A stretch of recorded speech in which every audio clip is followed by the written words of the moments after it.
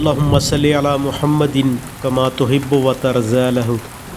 اللہم صلی علی محمد بعدد کل داء و دواء وبارک وسلم۔ بسم اللہ الرحمن الرحیم۔ حقیقت میں اللہ تعالیٰ نے ایمان والوں پر بڑا احسان فرمایا ہے، جبکہ انہی میں سے ان میں ایک ایسا عظیم الشان رسول بھیجا کہ انسانوں میں سے ہونے کی وجہ سے ان کی اعلی صفات سے لوگ بے تکلف فائدہ اٹھاتے ہیں۔ وہ رسول ان کو اللہ تعالیٰ کی آیتیں پڑھ پڑھ کر سناتے ہیں، آیات قرآنیہ کے ذریعہ ان کو دعوت دیتے ہیں، نصیحت کرتے ہیں، ان کے اخلاق کو بناتے اور سنوارتے ہیں، اور اللہ تعالیٰ کی کتاب اور اپنی سنت اور طریقے کی تعلیم دیتے ہیں۔ بلا شبہ ان رسول کی تشریف آوری سے قبل یہ لوگ کھلی گمراہی میں مبتلا تھے۔ آل عمران ترجمہ سنایا ہے۔ درج بالا آیت کے ذیل میں اور اس موضوع پر حضرت مولانا سید سلیمان ندوی رحمۃ اللہ علیہ نے حضرت مولانا محمد الیاس رحمۃ اللہ علیہ اور ان کی دینی دعوت کے مقدمہ میں تحریر فرمایا ہے کہ رسول کریم علیہ الصلاۃ والسلام کو کار نبوت کے یہ فرائض عطا ہوئے: تلاوت قرآن کے ذریعے دعوت، تزکیہ اور تعلیم کتاب حکمت۔ اسی طرح قرآن کریم اور احادیث صحیحہ کے نصوص سے یہ بات ثابت ہے کہ خاتم النبیین صلی اللہ علیہ وآلہ وسلم کی امت اپنے نبی کے اتباع میں عالم کی طرف مبعوث ہے۔ حق تعالی شانہ کا ارشاد ہے: اے مسلمانوں، تم بہترین امت ہو جو لوگوں کے لیے ظاہر کی گئی اچھے کاموں کو بتاتے ہو اور برے کاموں سے روکتے ہو۔ سورہ آل عمران کی یہ ترجمہ سنایا ہے۔ لہٰذا امت مسلمہ فرائض نبوت میں سے دعوت خیر اور عمل بالمعروف اور نہی عن المنکر میں نبی کی جانشین ہے۔ اس لیے رسول کریم علیہ الصلاۃ والسلام کو کار نبوت کے جو فرائض عطا ہوئے، تلاوت آیات کے ذریعے دعوت، تزکیہ اور تعلیم کتاب و حکمت، یہ اعمال امت مسلمہ کے بھی ذمہ آ گئے۔ چنانچہ رسول اللہ صلی اللہ علیہ وآلہ وسلم نے اپنی امت کو دعوت، تعلیم و تعلم، ذکر و عبادت پر جان و مال خرچ کرنے والا بنایا۔ ان اعمال کو دوسرے اشغال پر ترجیح دی گئی اور ہر حال میں ان اعمال کی مشق کرائی گئی۔ ان اعمال میں انہماک کے ساتھ تکالیف اور شدائد پر صبر سکھایا گیا۔ دوسروں کو نفع پہنچانے کے لیے اپنا جان و مال لگانے والا بنایا گیا، اور اللہ تعالیٰ کے دین کے لیے محنت اور کوشش کیا کرو جیسا محنت کرنے کا حق ہے کی تعمیل میں نبیوں والے مزاج پر ریاضت و مجاہدہ اور قربانی و ایثار کے وہ نقشے تیار ہوئے جن میں امت کا اعلیٰ ترین مجموعہ وجود میں آیا۔ جس دور میں نبی کریم صلی اللہ علیہ وآلہ وسلم والے یہ اعمال مجموعی طور پر عموم میں امت میں زندہ رہے، اس دور کے لیے خیر القرون کی شہادت دی گئی۔ پھر کرنن بعد کرن خواص نے یعنی اکابر امت نے ان نبوی فرائض کی ادائیگی میں پوری توجہ اور کوشش مبذول فرمائی، اور انہی کے مجاہدات کا نور ہے جس سے کاشانہ اسلام میں روشنی ہے۔ اس دور میں اللہ جل شانہ نے حضرت مولانا محمد الیاس رحمۃ اللہ علیہ کے دل میں دین کے مٹنے پر سوز و فکر و بے چینی اور امت کے لیے درد، اڑن اور غم اس درجے میں بھر دیا تھا کہ ان کے وقت کے اکابر کی نظر میں اپنی مثال آپ تھا۔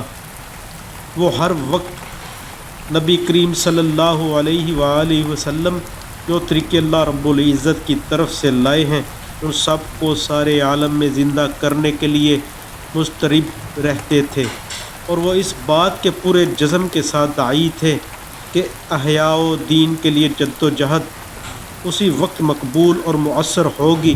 جب کہ جد و جہد میں رسول اللہ صلی اللہ علیہ وآلہ وسلم کا طریقہ زندہ ہو۔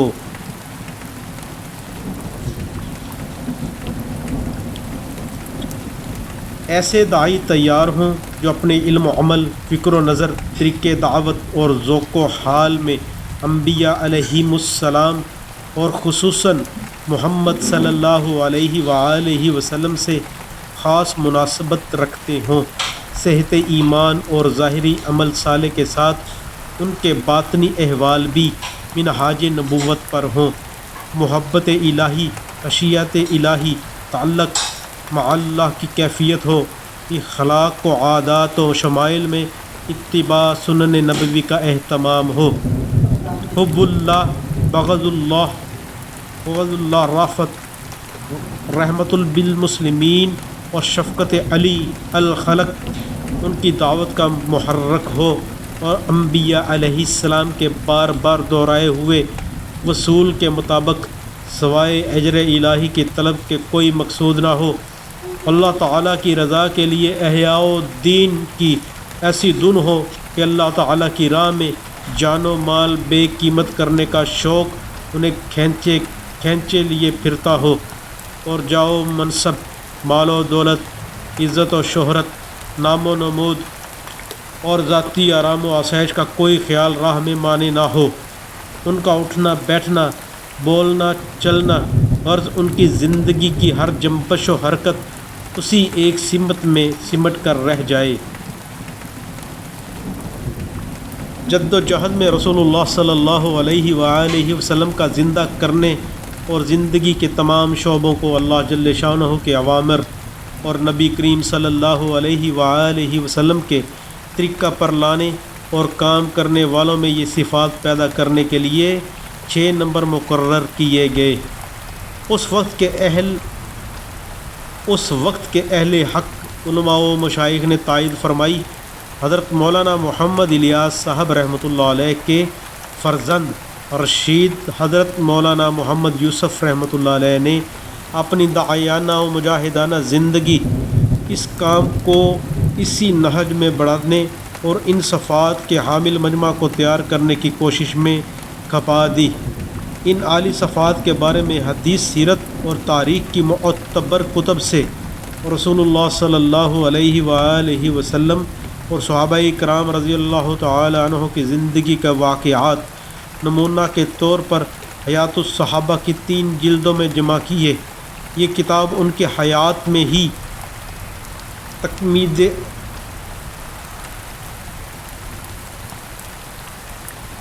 شائع ہو گئی۔ مولانا محمد یوسف رحمۃ اللہ علیہ نے ان صفات 6 نمبروں کے بارے میں منتخب احادیث مبارکہ کا مجموعہ بھی تیار کر لیا تھا، لیکن اس کی ترتیب و تکمیل کے آخری مراحل سے قبل ہی وہ اس عالم فانی سے عالم جا دیوانی کی طرف رحلت فرما گئے۔ انا للہ و انا الیہ راجعون۔ متعدد خدام اور فقہاء سے حضرت رحمۃ اللہ علیہ نے اس مجموعہ کی تیاری کا ذکر فرمایا اور اس پر حضرت رحمۃ اللہ علیہ اللہ جل شانہ کے شکر کا اور اپنی خوشی کا اظہار فرماتے رہے۔ اللہ تعالیٰ ہی جانتا ہے کہ ان کے دل میں کیا عزائم تھے اور اس کے ہر رنگ کو وہ کس طرح اجاگر کر کے دل نشین کرتے۔ اللہ تعالیٰ کے ہاں اسی طرح مقدر تھا۔ اللہ تعالیٰ کے ہاں اسی طرح مقدر تھا۔ اب وہ منتخب احادیث کا مجموعہ اردو ترجمہ کے ساتھ پیش کیا جا رہا ہے۔ اس کتاب کے ترجمہ میں آسان عام فہم زبان اختیار کرنے کی کوشش کی گئی ہے۔ حدیث کے مفہوم کی وضاحت کے لیے بعض مقامات پر قوسین کی عبارت اور فائدے کے اختصار کے ساتھ تحریر کرنے کی صحیح کی گئی ہے۔ چونکہ مولانا محمد یوسف رحمۃ اللہ علیہ کو اپنی کتاب کے مسودہ پر نظر ثانی کا موقع نہیں ملا تھا، اس لیے اس میں کافی محنت کرنی پڑی، جس میں متن حدیث کی درستگی، روات حدیث کی جرح و تعدیل، حدیث کی تصحیح و تحسین و تضعیف، شرح غریب الحدیث وغیرہ کی بھی شامل ہے۔ اس سلسلے میں جو مراجع پیش نظر رہے ان کی فہرست کتاب کے آخر میں دی گئی ہے۔ اس تمام کام میں بقدر استطاعت احتیاط کو ملحوظ رکھا گیا ہے اور علماء کرام کی ایک جماعت نے اس کام میں بھرپور اعانت فرمائی ہے۔ اللہ جل شانہ ان کو بہترین جزائے خیر عطا فرمائے۔ بشری لغزشیں ممکن ہیں، حضرات علماء سے درخواست ہے کہ جو چیز اصلاح کے لیے ضروری خیال فرمائیں اس سے مطالعہ فرمائیں۔ یہ مجموعہ جس مقصد کے لیے حضرت جی رحمۃ اللہ علیہ نے مرتب فرمایا تھا اور اس کی اہمیت کو جس طرح حضرت مولانا سید ابو الحسن مولانا سید ابو الحسن علی ندوی رحمۃ اللہ علیہ نے واضح فرمایا، اس کا تقاضا یہ ہے کہ اس کو ہر قسم کی ترمیم اور اختصارات محفوظ رکھا جائے۔ حق تعالیٰ جل شانہ نے جن عالی علوم کے تبلیغ و اشاعت کے لیے حضرات انبیاء کرام علیہ الصلاۃ والسلام کو ذریعہ بنایا، ان علوم سے پورا فائدہ اٹھانے کے لیے